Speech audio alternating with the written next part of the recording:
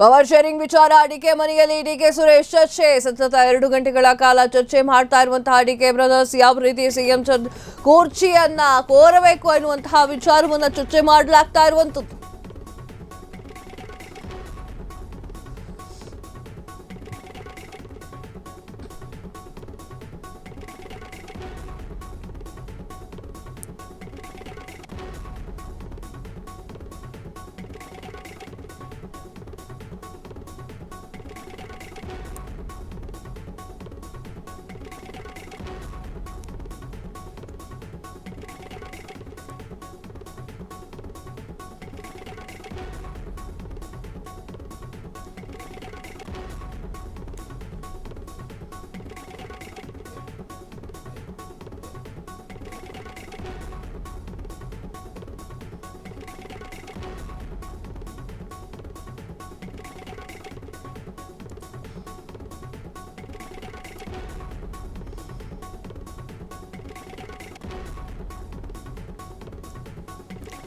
Power sharing ವಿಚಾರ DK ಮನೆಯಲ್ಲಿ DK Suresh ಚರ್ಚೆ ಸತತ 2 ಗಂಟೆಗಳಿಂದ ಚರ್ಚೆ ಮಾಡ್ತಾ ಇರುವಂತಹ ಡಿಕೆ ಬ್ರದರ್ಸ್ ಯಾವ ರೀತಿ ಸಿಎಂ ಕುರ್ಚಿಗೆ ಕೋರಬೇಕು ಎನ್ನುವಂತಹದರ ಬಗ್ಗೆ ಚರ್ಚೆ, ಶಾಸಕರನ್ನ ಹೇಗೆ ಸೆಳೆಯಬೇಕು ಎನ್ನುವಂಥದ್ದು, ಯಾವ ನಾಯಕರಿಂದ ಹೈಕಮಾಂಡ್ ಮನವೊಲಿಸಬೇಕು ಅಂತ ಹೇಳಿ ಸಿದ್ದು ವಿರುದ್ಧ ಮಾತನಾಡಲಿಕ್ಕೆ ಯಾರನ್ನು ಬಿಡಬೇಕು, ಒಂದು ವೇಳೆ ಹೈಕಮಾಂಡ್ ಗ್ರೀನ್ ಸಿಗ್ನಲ್ ಕೊಡದೆ ಹೋದ್ರೆ ಮುಂದೆ ಯಾವ ರೀತಿ ಪ್ಲಾನ್ ಅನ್ನ ರೂಪಿಸಬೇಕು, ಹೀಗೆ 10 ವಿಚಾರಗಳ ಬಗ್ಗೆ ಚರ್ಚೆ ಮಾಡ್ತಾ ಇರುವಂತಹ ಡಿಕೆ ಬ್ರದರ್ಸ್.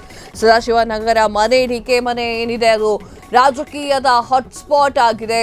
ಎಸ್ ವೀಕ್ಷಕರೇ, ಡಿಕೆ ಶಿವಕುಮಾರ್ ಅವರು 2 ಗಂಟೆ ಆಯಿತು, 2.5 ಗಂಟೆ ಆಯಿತು ಅಣ್ಣ ತಮ್ಮ ಮಾತಾಡ್ಕೊಳ್ತಿದ್ದಾರೆ, ಹೊರಗೆ ಬಂದಿಲ್ಲ ಅನ್ನುವಂತಹ ವಿಚಾರವನ್ನು ನಾನಿವಾಗ ಹೇಳ್ತಾ ಇದ್ದೀನಿ.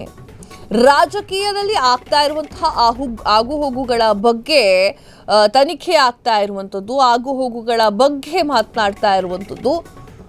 It's happened. ವೈ ಅಂತ ಅಂದರೆ ಆಲ್ಮೋಸ್ಟ್ ಆಲ್ ಇರುವಂತಹ ಪಕ್ಷದಲ್ಲಿ ಇರುವಂತಹ ಒಕ್ಕಲಿಗ ನಾಯಕರೆಲ್ಲರೂ ಕೂಡ ದೆಹಲಿಗೆ ಹೋಗಿದ್ದಾರೆ. ಅಲ್ಲಿ ಏನು ಚರ್ಚೆ ಆಗ್ತಾ ಇದೆ, ಅವ್ರು ಫೋನ್ ಮಾಡ್ತಾರೆ, ಹಿಂಗಾಯ್ತು ಸರ್, ಹಿಂಗಾಯ್ತು, ಹಿಂಗಂದ್ವಿ ನಾವು, ಹೈಕಮಾಂಡ್ ಹಿಂಗಂತು, ಕೆ ಸಿ ವೇಣುಗೋಪಾಲ್ ಅವ್ರು ಹಿಂಗಂದ್ರು, ಅದಕ್ಕೆ ನಾವು ಹಿಂಗಂದ್ರಿವಿ ಅಂತ ಹೇಳಿ ಫೋನ್ ಬರ್ತಾ ಇರುತ್ತೆ. ಇನ್ನು ಡಿ ಕೆ ಸುರೇಶ್ ಅವರು ಡಿ ಕೆ ಶಿವಕುಮಾರ್ ಅವ್ರ ಮನೆಗೆ ಬಂದಿದ್ದಾರೆ ಅಂತಂದರೆ ಚರ್ಚೆಗಳು ಆಬ್ವಿಯಸ್ಲಿ ಆಗಲೇಬೇಕು. ಡಿ ಕೆ ಸುರೇಶ್ ಅವರು ಅದನ್ನೇ ಮಾತಾಡಿದ್ದಲ್ವಾ, ಸಿದ್ದರಾಮಯ್ಯ ಅವರು ನಮಗೆ ಮೋಸ ಮಾಡುವುದಿಲ್ಲ ಅಂತ ಗೊತ್ತು, ಸಿದ್ದರಾಮಯ್ಯ ಅವರು ಯಾವುದೇ ಕಾರಣಕ್ಕೂ ಕೊಟ್ಟು ಮಾತಿಗೆ ತಪ್ಪಲ್ಲ ಅನ್ನೋದು ಗೊತ್ತು ಅನ್ನುವಂತಹ ವಿಚಾರವನ್ನೇ ತಾನೇ ಹೇಳ್ತಾ ಇದ್ದಿದ್ದು. ಇನ್ನು ಅಣ್ಣನ ಮನೆಗೆ ತಮ್ಮ ಬಂದ್ರದೇನು ಕತೆ, ಏನೋ ಒಂದು ಯೋಜನೆಯನ್ನು ರೂಪಿಸ್ತಾ ಇದ್ದಾರೆ. ಡಿ ಕೆ ಶಿವಕುಮಾರ್ ಅವರನ್ನು ಶತಾಯಗತಾಯ ಮಂತ್ರಿಯಾಗಿ ಮಾಡಬೇಕು, ಮುಖ್ಯಮಂತ್ರಿಯನ್ನಾಗಿ ಮಾಡಬೇಕು ಅಂತ ಹೇಳಿ ತಮ್ಮ ಕೈ ಕಟ್ಕೊಂಡು ಕೂತಂತ ಕಾಣ್ತಾ ಇದೆ. ಅದರಲ್ಲೇನು ದೊಡ್ಡದಲ್ಲ, ವಿಚಾರ ದೊಡ್ಡದಲ್ಲ. ಆದರೆ ಈ ಸಂದರ್ಭದಲ್ಲಿ ಒಕ್ಕಲಿಗರ ನಾಯಕರು ಹೋಗಿರುವಂತಹ, ಅಂದರೆ ದೆಹಲಿಗೆ ಹೋಗಿರುವಂತಹ ಈ ಸಂದರ್ಭದಲ್ಲಿ ಚರ್ಚೆ ಇಟ್ಕೊಂಡಿದ್ದಿದೆಯಲ್ಲ, ಅದು ಸಾಕಷ್ಟು ಕುತೂಹಲಕ್ಕೆ ಕಾರಣವಾಗ್ತಾ ಇದೆ. ಇನ್ನೇನು ಸುದ್ದಿಯಲ್ಲಿ ಹೇಳ್ತಾ ಇದೆ, ಡಿ ಕೆ ಶಿವಕುಮಾರ್ ಅವರು ಸೈಲೆಂಟ್ ಆಗಿದ್ದಾರೆ. ಎಲ್ರಿ ಆಗುತ್ತೆ, ಸೈಲೆಂಟಾಗಿ ಎಲ್ರಿ ಇದ್ದಾರೆ ಅವರು. ಅವರ ಯೋಚನೆಗಳು ಅವರಿಗಿರುತ್ತೆ, ಹೇಗೆ ಮೂವ್ ಮಾಡಬೇಕು ಅನ್ನೋದು ಕನಕಪುರದ ಬಂಡೆಗೆ ಗೊತ್ತಿರುತ್ತೆ. ಇಷ್ಟು ದಿನ, ಇಷ್ಟು ವರ್ಷ ರಾಜಕೀಯ ಜೀವನದಲ್ಲಿ ಎಷ್ಟೆಲ್ಲ ಫೇಸ್ ಮಾಡಿರ್ತಾರ್ರಿ ಅವರು. ಅವ್ರ ಆಸೆ ಏನಿತ್ತು, ನಾನು ಮುಖ್ಯಮಂತ್ರಿ ಆಗಬೇಕು ಇದೇ ಒಂದು ಸಮಯದಲ್ಲಿ ಅಂತ ಹೇಳಿ.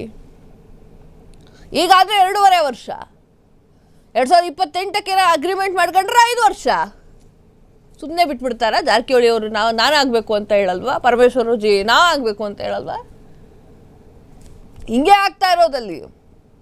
ಈಗ ಆಲ್ರೆಡಿ ಒಕ್ಕಲಿಗ ನಾಯಕರು ಹೋಗಿದ್ದಾರೆ, ಇನ್ನು ಹಿಂದೆ ನಾಯಕರು ಅವ್ರ ಹಿಂದೆ ಹೋಗುವಂಥ ಸಾಧ್ಯತೆ ಇದೆ.